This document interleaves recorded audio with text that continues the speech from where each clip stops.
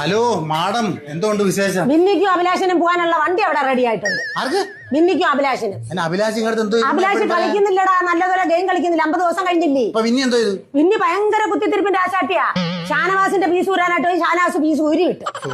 ആ പിന്നെ ആ കൂട്ടത്തിൽ ആതിരയും കൂടെ പോണെന്നാ എന്റെ ആഗ്രഹം. ആതിര പോകുമ്പോ അക്ബറും കൂടെ പോകുമെന്ന് പേടിയുണ്ട്. അക്ബർ ഇപ്പം കളിക്കാതിരിക്കുക. ആതിര അതിനകത്ത് എന്തെല്ലാം കുഴപ്പങ്ങൾ. അനീഷിന്റെ പുറത്ത് ലിക്വിഡ് കോരി ഒഴിച്ച് പാത്രം കഴിയുന്നില്ല, എടുത്തെറിയുന്ന ഭയങ്കര അഹങ്കാരമായി. അതുകൊണ്ട് പറഞ്ഞു വിടണം. ലക്ഷ്മി വീട്ടിൽ കയറ്റാൻ കൊള്ളത്തില്ലെന്ന് പറഞ്ഞപ്പോ അതുപോലെ കാണിക്കുക. കൊള്ളാത്തവരാന്നുള്ള രീതി കാണിക്കും. അത് കൊള്ളാം. അപ്പൊ അക്ബറിന്റെ പ്രശ്നം എന്ന് വെച്ചാൽ അക്ബറിന്റെ കൂട്ടുകാരന്മാര് പോയി.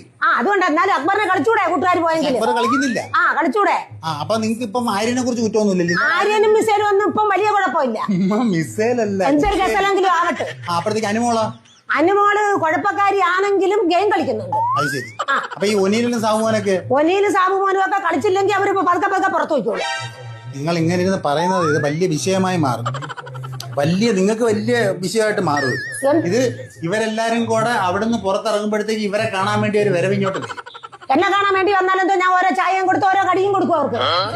വീട്ടിൽ വിളിച്ചിരുത്തിയിട്ട്. ഇതാണ് സ്വഭാവം. കൊല്ലക്കാരി എന്ന് പറഞ്ഞിട്ട് ഒരുമാതിരി കൊള്ളക്കാരുടെ സ്വഭാവം കാണിക്കും. കൊള്ളക്കാരല്ല, കൊല്ലക്കാരങ്ങനെ ആരാധിക്കുക. നിങ്ങൾ ഇപ്പൊ അനുവിന്റെ ആര്യന്റെയും ആരാധിക്കുക. അങ്ങനല്ല, ഇപ്പൊ അവർ ചിരിച്ച ഗെയിം കളിക്കുന്നുണ്ട്. അനുവിന്റെ അല്ല, അനീഷിന്റെ ആരാധികയാ ഞാൻ. അവരിപ്പൊ കുഴപ്പമില്ലാത്തോണ്ട് കുഴപ്പം ഞാൻ പറയുന്നില്ല. കുഴപ്പക്കാരെ കുഴപ്പമെന്ന് തന്നെ പറയും.